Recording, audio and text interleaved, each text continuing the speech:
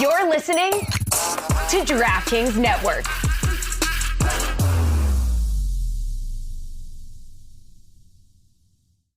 Ah, the sizzle of McDonald's sausage. It's enough to make you crave your favorite breakfasts. Enough to head over to McDonald's. Enough to make you really wish this commercial were scratch and sniff. And if you're a sausage person, now get 2 satisfyingly savory sausage McGriddles, sausage biscuits, or sausage burritos for just $3.33. Or mix and match. Price and participation may vary. Cannot be combined with any other offer or combo meal. Single item at regular price. Ba-da-ba-ba-ba. Welcome to the Big Suey, presented by DraftKings. Why are you listening to this show? The podcast that seems very similar to the other Dan Le Batard podcast. I'm sorry, I'm not going to apologize for that. In fact, the only difference seems to be this imaging. I have been tempted in restaurants just walking past tables to grab somebody's fries that if they're just there. That hasn't happened to you guys? I've done it. And now, here's the marching man to nowhere, Fat Face, and the habitual liar. Today's episode of the Dan Le Batard Show with Stugotz is brought to you by Peloton. There is a lot of stuff I want to get to. I want to get to the Daytona 500. I want to get to Kid Rock. I want to get to Mike and Cote saying it's championship or bust for Miami in Major League Soccer. But before I do that, I need to know, because a question went unanswered last segment, what was on Turner Classic Movies at the time that Bob Ryan was complaining that that's it, he's done with the All-Star game, him and his wife are going to go see Turner Classic Movies? At 8 p.m. on Saturday night. How Green Was My Valley, which, of course, as you know, Dan, the 1941 film based on the 1939 novel, directed by John Ford, who was born in the 1800s, famously beat out Citizen Kane for the Academy Award for Best Picture. Okay. That was an outrage, by the way. Major controversy. The director died over 50 years ago. So am I, though, can I just ask the basketball watching America that I want to embrace, can you please see the comedy in Bob Ryan, who covered those old Celtics, of Havlicek stole the ball, Bird stole the ball. That's your Johnny Most. Very well done. Pretty good limited fake. But that era brought by that gravelly announcer, that we no longer live in those times. That we are off in another place now with what this All-Star game should be, and that Bob Ryan throws his remote in disgust, and then his wife grabs it and they watch a 1941 movie instead. That's comedically perfect. I love that Bob Ryan says, respect the game, when people are literally jumping over Shaq to dump the ball. The whole thing is ridiculous. None of it is serious. None of it should be. The men in baseball are hitting underhand throws for home runs. It's ridiculous. All of it. NHL skills competition. Tyreek Hill playing flag football. I mean, all of it. I kind of like that, though. I like Tyreek playing flag football. Now, they just need to do celebrity games. Just make an American Ninja Warrior. Like, just We don't like the games, though. On the skills Saturday night, everybody was complaining about everything except for Steph versus Sabrina. Well, because it didn't seem like there was a lot. I mean, what's the entertainment? Guys, I swear to you, the sport needs to evolve to keep up with the changing habits of young people, okay? This is a league that's undergone like some political strife. I don't think a league has been shaken more. It's customer based by, I don't like what's happening over there. This started with George Floyd, and in the last 5 years, they got to get to a new TV contract, and here's their big sport, and people are waiting. Like, do you know what a trope this is to make? But, okay, let's read into what you said. Like, they have to appeal to their fan base's dwindling attention spans. Who was that All-Star game for? Who came away from that All-Star game saying like, finally, an All-Star game that gets me? I don't think there's a single generation that was happy with what they saw. It was a crap game. There were no fouls, and I know no one's clamoring for more fouls, but at least if the referees call them, that institutes some sort of governance, that you can't just do anything. If the referees, the ones in control, are going to let everything go, then the players' effort level might match that. The ridiculous implication of all-star games en masse is that our regular product is just not good enough. We have to give you this made-up showcase in the middle of the season with all these bells and whistles just to amuse you because our regular product is insufficient. Folks, it's pretty simple. Bet the over. Enjoy your night. I mean, I had the over. What a fun night that was. You know what? I've kind of swapped, and I've gone back to Bob Ryan's side now. I was thinking about it, Dan. I saw a tweet that came out during the Tech Summit. This is a tweet from Front Office Sports. The NBA has unveiled NBAI, which allows fans to activate movie mode and watch live games animated like popular films. NBA AI, show me the Pacers game as if it were a Spider-Man movie. How about let's just watch some ball? Huh? What happened to good old ball? You throw on the TV, you're watching Tyrese Halliburton shoot, and you just watch a regular game. Rick Smits is grabbing boards. You don't need AI. You don't need a Spider-Man movie as an NBA game. What happened to watching ball, Dano? Plus, the Disney thing for football didn't work that well. I don't know if you guys remember that broadcast. Woof. I've got to issue a correction. How Green Was My Valley would have been playing during the Slam Dunk Contest. If we're looking for what was playing during the All-Star game, it's the 1964 Technicolor Heist Classic. Top Copy. What? Whoa, what? Top Copy. TOPKAPI. Never heard of it.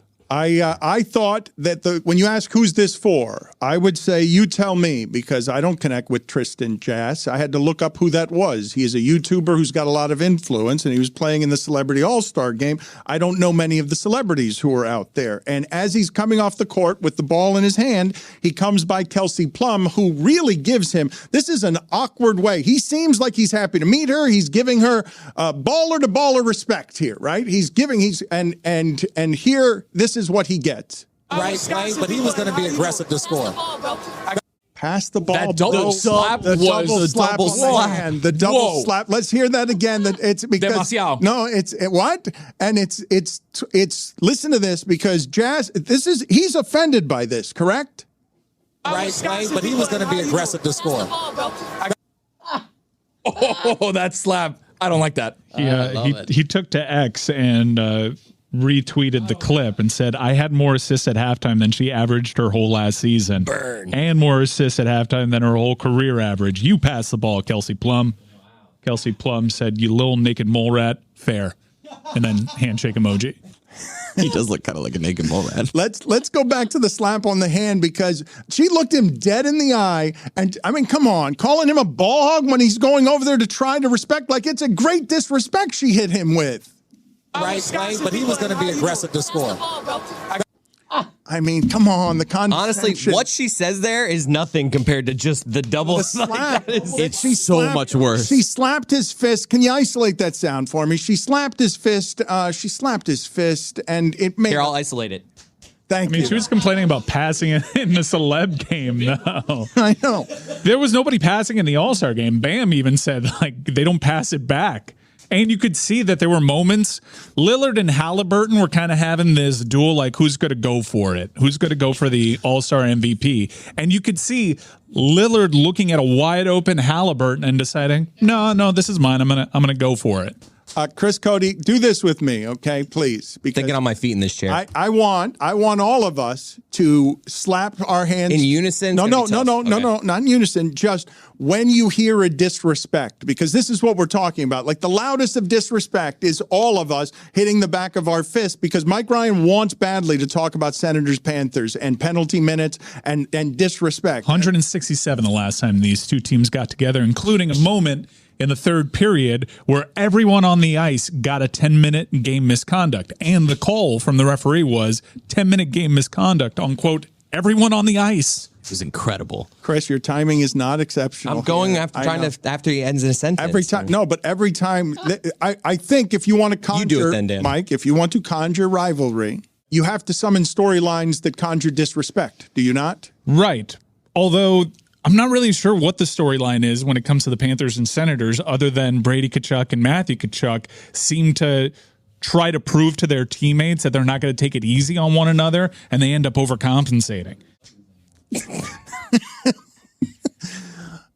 Back in my day, you heard of a celebrity. When someone was referred to as a celebrity, and you see him slapping wrists and one to the other, I don't know who either of those people are.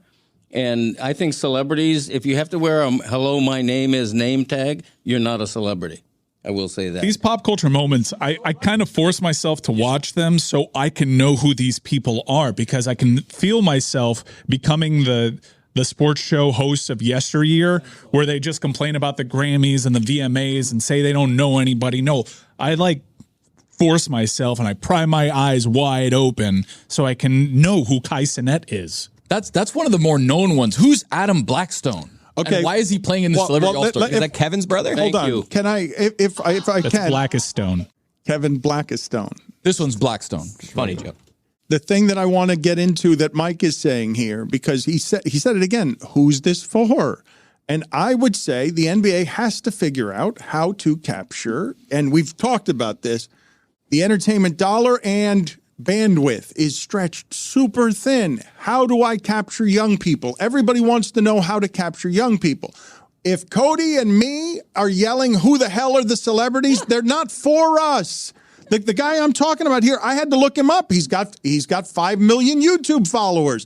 There's a whole nother world that you, Greg Cote, aren't spending any time with. Right. They're trying to market to young people. Okay, well, all I'm saying is Tristan Jass, God love him. He's apparently a self-created influencer.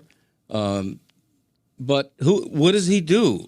He's got following. He's a leader. He's a thought leader. He's an entertainment leader. These people have giant platforms, right. and they are chronicling their story to the people who care about them and spreading the seeds of the league through the next generation of internet.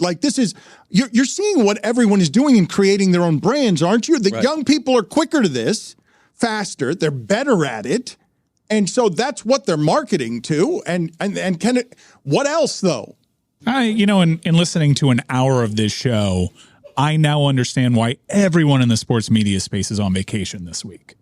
We got to drag this one out for a full week, boys. Who is Gianmarco Tamberi? Put the whole game on TikTok. Instead of going half-assed at this, where you get like a few TikTokers and you're trying to get the ratings on your broadcast network, just take all influencers and just stream the game live on TikTok and on Instagram Live. How about 20 TikTokers on the court at one time versus 5 great NBA players? So okay. That's gonna work. Is that him? Is that Jass? We're on air, Dad. I know. What's his name? Tyler Jass? Tyler Bass. He looks like an Ed Sheeran impersonator, like a young Ed Sheeran. You have ginger sons, that's offensive. Everyone does this with gingers. If you have red hair, you look like Ed Sheeran. Well, I mean, you just did it. And he does. I'm pretty sure he's looking at something that wasn't on the screen, though. He was doing his own private show. Yeah. That's why you asked him. Trying to explain preview monitors to Greg. Go ahead. It just says... That's Chris's job now. It says preview. Preview? Not on air. Ah, okay. Are you looking up? You're like, preview. I don't know. Starting is everything when it comes to fitness. Peloton helps you start no matter what level you're at. Wherever you're starting, there's thousands of classes to get you moving. Whether that's beginners or advanced rides, feel-good live DJ rides, or artist-themed rides, they've got something for you. Peloton bike instructors keep you motivated from day one. They'll show you the basics, help take the guesswork out of your workout, and encourage you to build from there. And now with Peloton Entertainment, you can keep moving and watch your favorite TV shows and live sports as you ride. Perfect for those days when you don't want to miss a thing. And if you don't have a bike, take a dance class, take a core class, take Pilates, take a stretching class, start a program with Andy, do a core program with Emma. You can do it all at Peloton. You can get a Peloton row, and you're not even going to get wet because it's inside your own house without water. How'd they do it? I don't know. Wherever you're starting, get moving with a Peloton bike or Bike Plus rental at onepeloton.com/bike rentals. Terms apply. Don Le Batard. Well, Charlie had this. Charlie, as far as I know, so just Charlie's title in my. Are you going to say anything? Stugotz. How familiar were you at the time with Chewbacca? Like how your upbringing had how much Chewbacca in it? This is the Don Le Batard show with the Stugotz.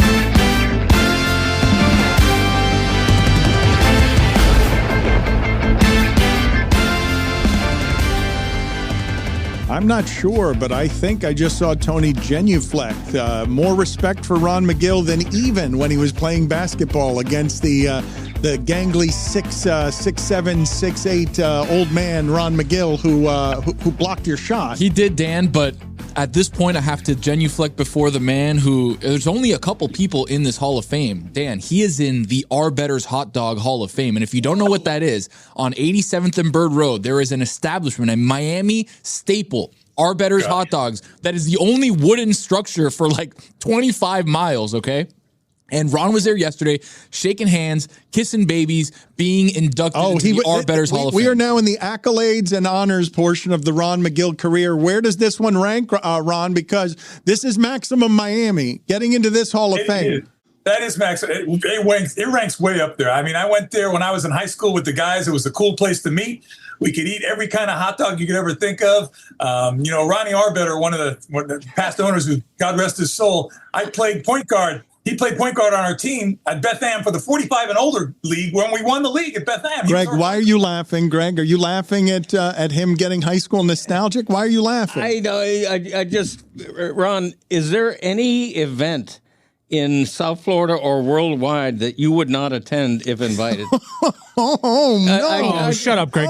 No. You should be so lucky. Oh, no. I just feel like... have you ever had an Arbetter's glizzy? You know what? No. We'd never hear the end of it if you were inducted into the same Hall of Fame. You wouldn't shut up about it. It would be on your topic list. You'd want to dedicate 3 podcast episodes to it. You looking down on the Arbetter's Hall of Fame is rich. Unbelievable. I'm actually a member of a Hot Dog Hall of Fame as well. Lawton's in Lawrence, Massachusetts. Not I'm true. in the Lawton Hall of Fame. It's not even there anymore. Speak about it. You're right. It isn't. But the Hall of Fame exists in perpetuity. And I'll always be a member. Not a charter member, unfortunately. Greg, we were talking about one of the great honors of Ron Magill's career. Arbetter's Hall of Fame. And you could not stifle your laughter. I know, I'm sorry. You couldn't stifle your laughter. It's just funny.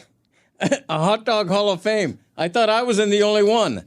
I didn't know Arbetter's had a Hall of Fame. Greg, stop with your made-up story and stop deflecting that I caught you in an honest moment. You weren't expecting me to go to you. You were laughing at Ron Magill's honor. Funny. It's funny to me. Isn't it funny, Ron? It's a Hot Dog Hall of Fame. It's funny that I was inducted into it. I mean, I still hold it in really high esteem. I don't know if I deserve to be there. How do they make their dogs? I've never had an Arbetter's dog. You've offended Ron. You guys made a book together, and now you've offended Ron. A book. We made a baby together, Ron and I. I don't put it that way. We birthed the book. Open my mouth a little bit. Hello. Hey, yo. No, it's a great honor. It really is. It's fantastic. There's a lot of great people there. There's a lot of great history. That might not be a great honor for somebody who lives in Georgia, but anybody who lives in South Florida, who grew up in Miami, Arbetter's. It's really Arbetter's. It's really. I don't think Broward people know about Arbetter's. Yeah, I don't. It's really disrespectful. I grew up in Miami. What you did. Grew up in Miami. 87 Bird Road, right there. You were. See me, baby. That's what I did. All the Columbus, Southwest, Palmetto, all the people went there. We all went there. You know what? Hold on a second. Greg Cody's Broward is showing here. That's what it is. Yeah, 954 all the way, baby. 954 all the way.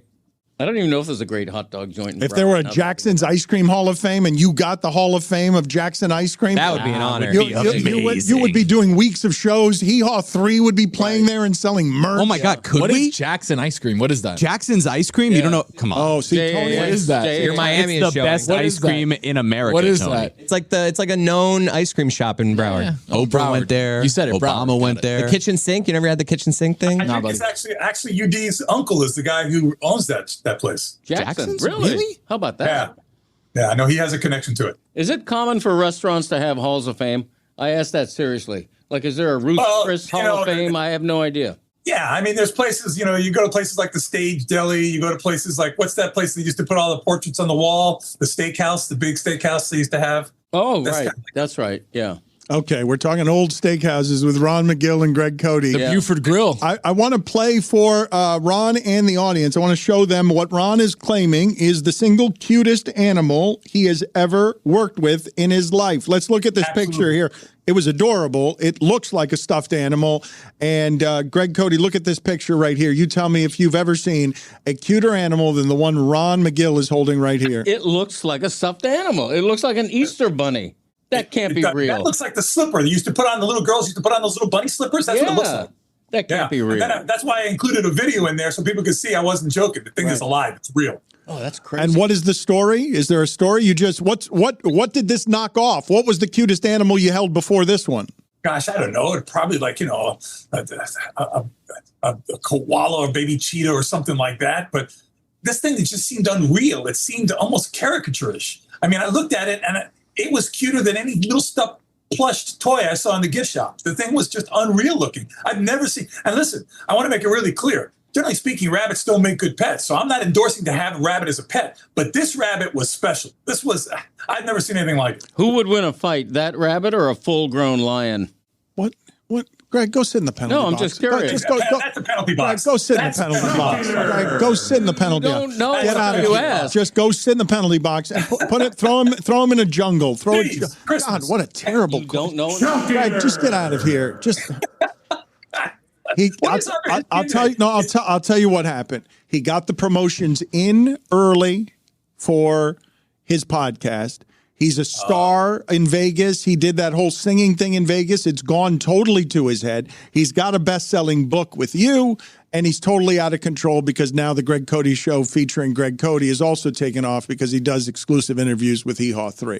And he's just and last night was the PFPI Gala, which we haven't even talked about. Sunday night, yeah. But he's useless for 3 days after that because he's drinking up all his fame, all his stupid celebrity fame. It's annoying, honestly. The 2 days after the gala is always just, and then with last week with the Hee Haw 3, he's on another one this week. Wow. Okay, so that's what's happening. Greg, I know. No, but it's gone to his head over the last 3 weeks. That's sad. Well, I don't know which is sadder. Mike Ryan, I was talking to him during the break. He thinks it's a greater trick to pull, not the Hee Haw 3 stardom of Greg Cote. Stugotz has a book that's coming out, and we're not sure he's actually writing it. And no, we're sure that he did not write it. Yeah. The credit that he is taking for himself is that these were his takes, which I think a large part of them were planted in his head by Billy Gill, but these were his takes. So he did write it in that they're just basically transcribing his thoughts. So this is a Stugotz book dictated to Dan Stancic. It's the greatest book. It's the greatest grift.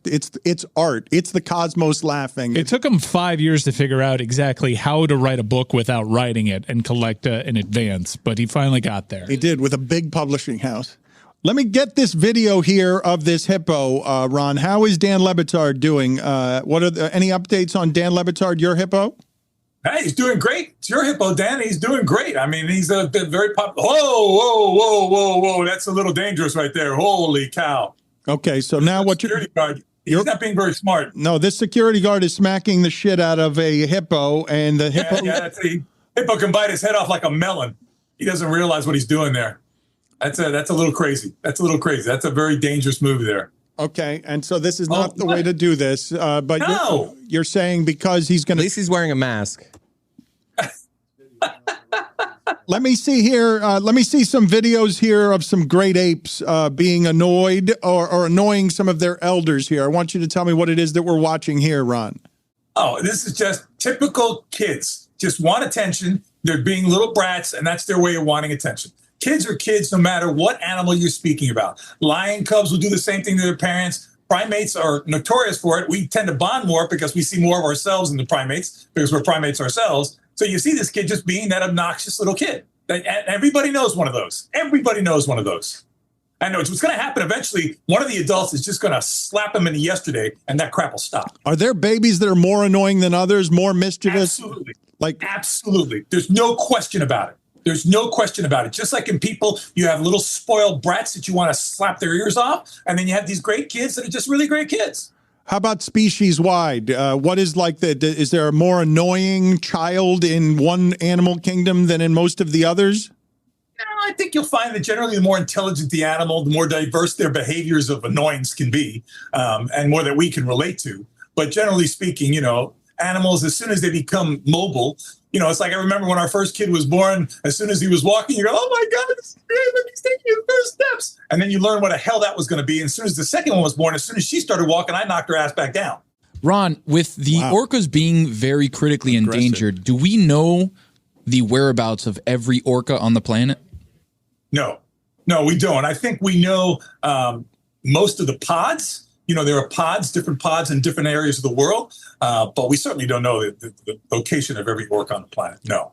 Ron, I need to close here with, I can't believe I heard, I don't know if there's a schism, if there are problems in the front office or in ownership, but I heard there was a players-only meeting with the Cyclones, that the Cyclones season is off to a disastrous start. Ownership is in shambles, and you guys have, I don't know, is it mutiny on your hands? What's happening with the Cyclones and the... It was the worst night of highlight in my life. I'm going to be honest with you. I mean, those guys just, I don't know what happened to them. They just kind of gave up. They threw in the towel. It was like, I don't know what else to say. Listen, I am so invested in this game, in this team, and I thought the draft was really well done by Mike and the guys. But those guys just went out there and disappointed us. I just hope it was just a profoundly off night, because I want to tell you right now, I never dropped so many F-bombs in my life, and I just don't do that. It was just like, what the F is going on here? I looked at Mike, I go, are we throwing this? Did somebody pay us off? What's going on here? Explain this to me. Last time I went, it was the championship game. I was totally spoiled. It's a big night. The place is crowded. Udonis Haslem at the end of the night is shirtless and sliding on a floor in Champaign because they kicked the ass of the Cyclones. That was not a fun night. You're saying the most recent night was worse than that? Yeah, because that at least was the finals. That's at least, it's not bad when you lose in the Super Bowl. I understand that. We got there. That's good. Okay. This is just a regular season against some schleps. El Barba, the guy who's looks like out of the damn Pirates of the Caribbean Medusa face. And he's out there and he's beating us. The guy, it's like we put the cesta on our offhand. Like the right-handed guy said, we're going to play one on the left hand in the cesta today. That's what it looked like. There was so many unforced errors. It was like, and there was no aggression. They're all waiting for somebody else to make a mistake. Instead of going in there, tool them, do some drop shots, do something. Instead of just, okay, let's see if they drop it. Let's see if they drop it. That's what I felt was going on. Mike Ryan? He's nailing it. See, Ron Magill knows how to play like a Cyclone, and the rest of the team has apparently forgotten what it means to be a Cyclone. We've played 18 matches this year and only come away victorious 3 times. It is a disastrous start for the Cyclones. We are a proud franchise. We've made it to as many finals as anyone else in this proud league, and we need to turn things around beginning today. We held players. It was a closed-door meeting, even though it was out in the open. It was players only, even though I was there. And some the locker players room doesn't weren't have doors. there. The locker room doesn't have doors. It's just one open. It's an open front time. They don't have big locker rooms. It's small. Everything needs to change, and it needs to change starkly beginning right now. We don't just need to win. We need to start blowing teams out. I got to tell you something.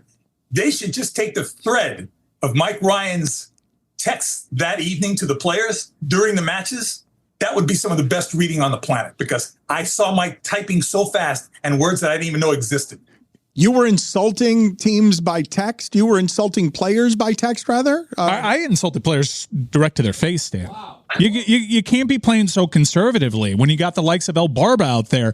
I think we only have one win against guys like fine players that have improved, but Joseph, Barba, Correa, these are Matt Bradley. These are matchups that you need to dominate, and we're not doing it. You were texting the players' phones while they were playing? Yeah, I was texting some of the players as the games were going on. What's going on? Like, why aren't we being more aggressive? You have the front court advantage. Why are you make some guys run? Chris, are you this meddlesome? Chris wasn't there. Yeah, I haven't been there. I had a concert to go to. Yeah, thanks. Even though Chris is up there on the big wall with his big white hat as the owner. Damn right. Howdy, folks. It's Mike Ryan, and this winter weather is a great excuse to gather with friends and crack open a cold one. Make these moments even better with Miller Lite, the great-tasting light beer for people who love beer. We recently had a pretty big football game, did we not? Hopefully you did what I did, which is step outside, crack open a cold one, realize after that very first sip of Miller Lite that I made the right choice. I made the perfect call. Miller Lite just has that dependable flavor that I don't have to worry about. I don't have to waste any time thinking about what I'm drinking. Miller Lite has the right balance between taste and lightness. It means you get to spend more time drinking with your friends and less time thinking about what you are drinking. Miller Lite. Great taste. 96 calories. Go to MillerLite.com/Dan to find delivery options near you, or you can pick up some Miller Lite pretty much anywhere they sell beer. It's Miller time. Celebrate responsibly. Miller Brewing Company, Milwaukee, Wisconsin. 96 calories and 3.2 carbs per 12 ounces. Folks, whether you're hosting a game day, a movie night, DiGiorno knows that planning a watch party on a budget isn't easy. you need the perfect setting, the perfect squad, the perfect eats. And luckily, you're a Game Time mastermind, and you know that grabbing DiGiorno Classic Crust Pizza can bring home the dub. Because it's packed with half a pound of cheese, sauce, and other toppings, and comes at an incredible price. Make the game-winning call and grab a DiGiorno Classic Crust Pizza from the grocery store today. It's not delivery, it's DiGiorno. Don Batard. Let's go to 80. Bo. His name is Bo. Wow. I think Billy typed an 8 instead of a B. Fine. It's a clear as day, Bo. All right, $2. Stugotz. Number 80. Go ahead. It's Chris Corner on the line. CC, go ahead. This is the Don Batard Show with the Stugotz.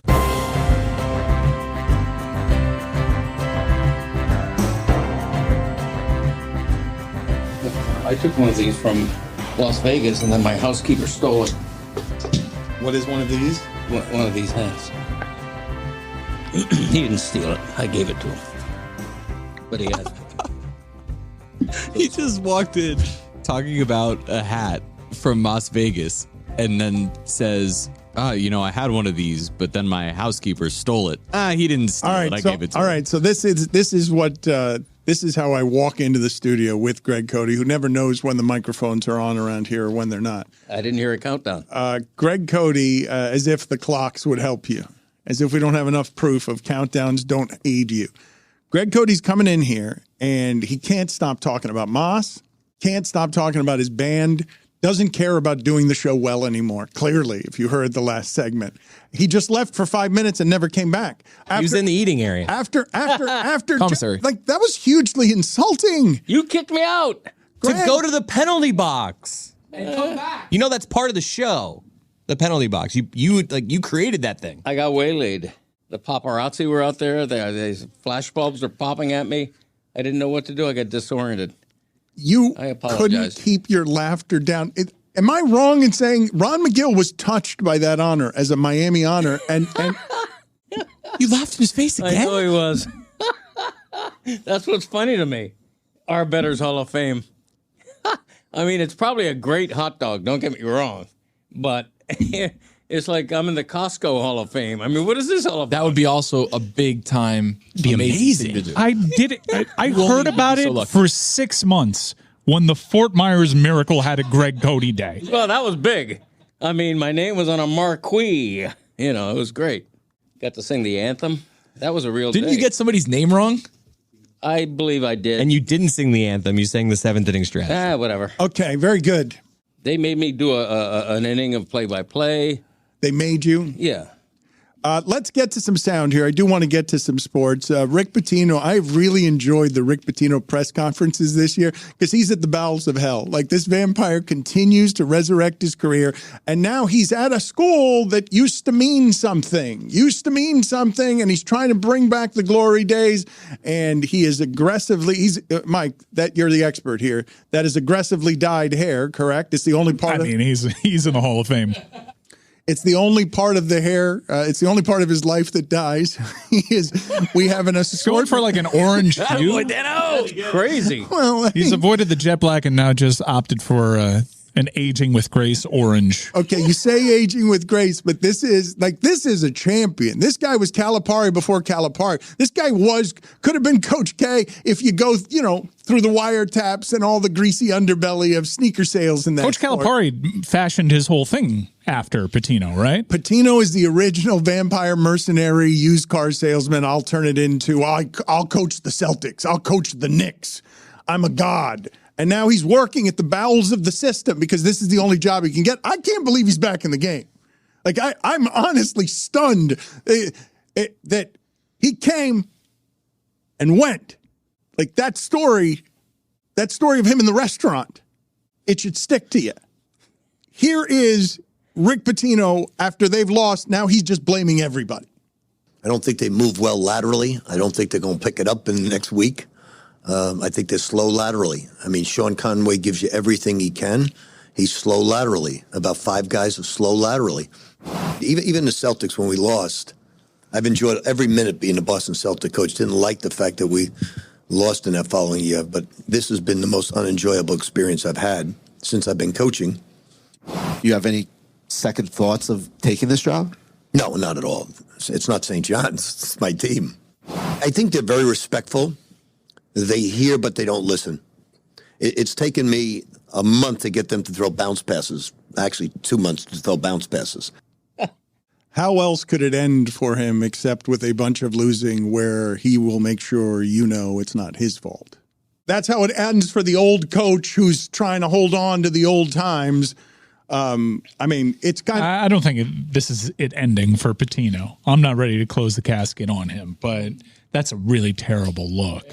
That's an awful look. I guess he's pretty calculated. I don't think he's losing his marbles or anything like that. I think he genuinely has run out of ways to motivate these guys, and he has resorted to calling them out in public. But when is that ever a good look? But that's not a motivation problem. He's saying out here, like what he's saying is these people aren't good enough. These guys just did it to the Cyclones right now. Mike just did it to all the guys on the Cyclones team. Let me tell you something. It's not my first year as a Cyclone owner. I've been there since the franchise's inception. I know what it takes to be a Cyclone. And many of the players on our team also know what it takes to be a Cyclone. We have brought back our core. We are just not living up to our standards. And yes, do we have guys that are slow laterally? Absolutely. Absolutely. That doesn't prevent Manu from being one of the best backquarters in the world. Manu, when you're out there, go be Manu. Be Manu. Ikeda, when you're out there, go be Ikeda. Pitino also brought in a bunch of these guys. Like I was reading an article where these players he's talking about were transfers from places that he brought in, and it's like, look in the mirror here, bud. Well, he can't. He's a vampire. That's right. That's right. That is that's exactly correct. I'm honestly though, I am stunned that the sport has gotten dirty enough publicly that Pitino is able to slither back in through a back door, given what his scandals were. Look, this could be just where we are on timelines, because my life as a sports fan, it's been dominated in the collegiate ranks by guys like Saban, Gino, Rick Pitino. And if you see all of them reckoning with what the NCAA is now and how the playing field to a very large degree has been leveled, you don't have full autonomy over the sport anymore where you can microwave a dynasty the way that Rick Pitino is used to. All of these guys, including Auriemma, who's been a really bizarre quote this year. If you followed anything about Connecticut's basketball season, Gino sounds like a totally different dude.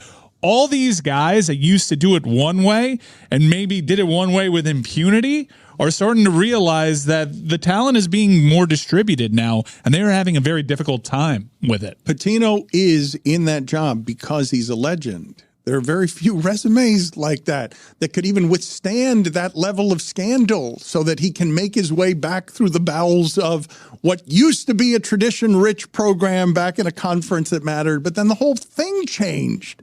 Man, when Belichick isn't working for anybody, you have a generational shift with value and young people, and it wouldn't be hard for me to explain to the audience why hungry 20 and 30-year-olds who learned a bunch of things about how to navigate the space now, or 40 years old, because that sport in particular is still kind of run by the old guys.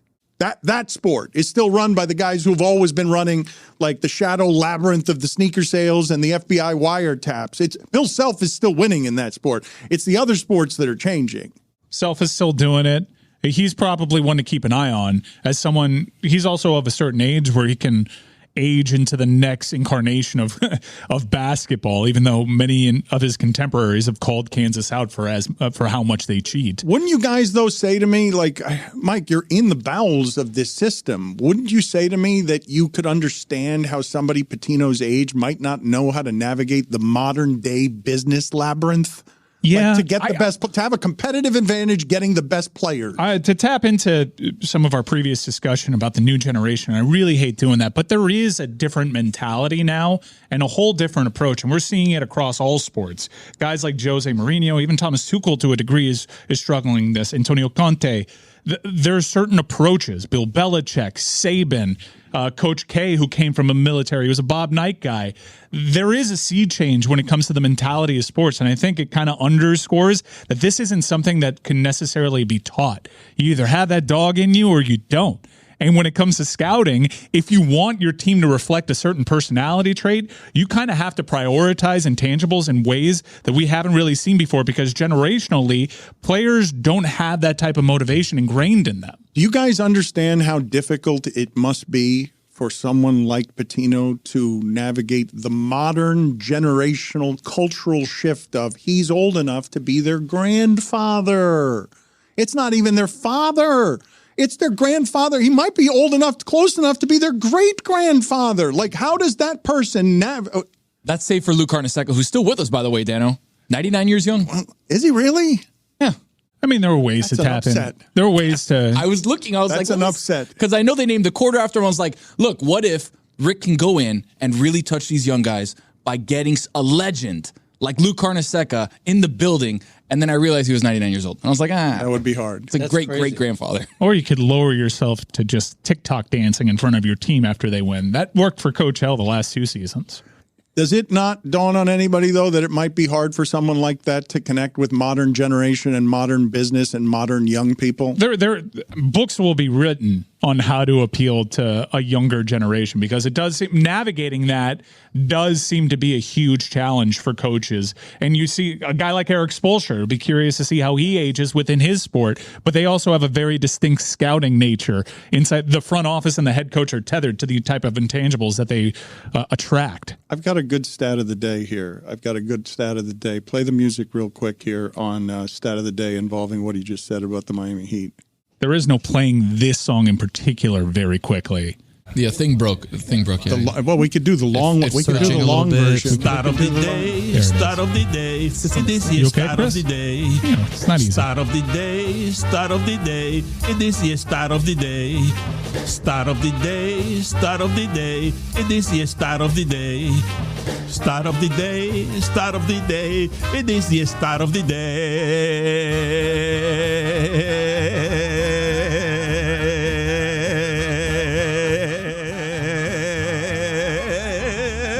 Today's stat of the day is brought to you by Venmo and PayPal.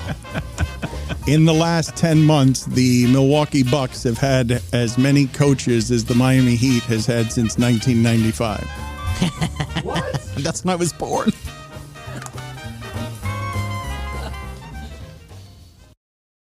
Howdy, folks. It's Mike Ryan, and this winter weather is a great excuse to gather with friends and crack open a cold one. Make these moments even better with Miller Lite, the great-tasting light beer for people who love beer. We recently had a pretty big football game, did we not? Hopefully you did what I did, which is step outside, crack open a cold one, realize after that very first sip of Miller Lite that I made the right choice. I made the perfect call. Miller Lite just has that dependable flavor that I don't have to worry about. I don't have to waste any time thinking about what I'm drinking. Miller Lite has the right balance between taste and lightness. It means you get to spend more time drinking with your friends and less time thinking about what you are drinking. Miller Lite. Great taste. 96 calories. Go to MillerLite.com/Dan to find delivery options near you, or you can pick up some Miller Lite pretty much anywhere they sell beer. It's Miller time. Celebrate responsibly. Miller Brewing Company, Milwaukee, Wisconsin. 96 calories and 3.2 carbs per 12 ounces. Ah, the sizzle of McDonald's sausage. It's enough to make you crave your favorite breakfasts. Enough to head over to McDonald's. Enough to make you really wish this commercial were scratch and sniff. And if you're a sausage person, now get 2 satisfyingly savory sausage McGriddles, sausage biscuits, or sausage burritos for just $3.33. Or mix and match. Price and participation may vary. Cannot be combined with any other offer or combo meal. Single item at regular price. Ba-da-ba-ba-ba.